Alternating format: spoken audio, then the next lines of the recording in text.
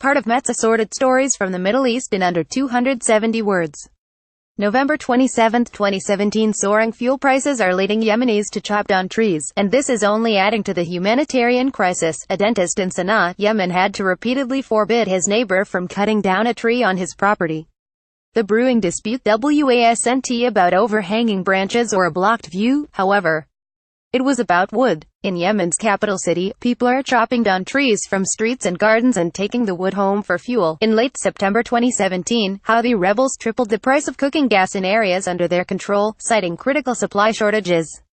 Because generous government subsidies over decades had cultivated a dependence on cheap gas for heating and cooking, the price surge hit hard, and it pushed poor Yemenis to look for cheap wood. Now, savvy vendors hawk bundles of firewood at a fifth of the price of a gas cylinder.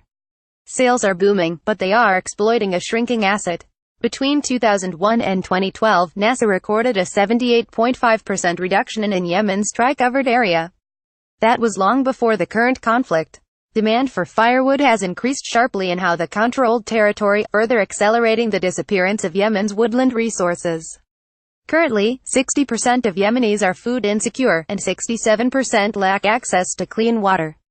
Deforestation makes these problems worse. It increases soil degradation, causes the desertification of agricultural land, and leads to floods and muddied runoff. Chopping down trees helps a family eat a hot meal for a day, but the impact on Yemen's ecology is long-lasting.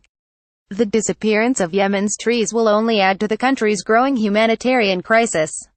This article is part of the CSIS Middle East program series Mezze Assorted Stories from the Middle East. It appeared originally in the CSIS Middle East program newsletter, Middle East Notes and Comment.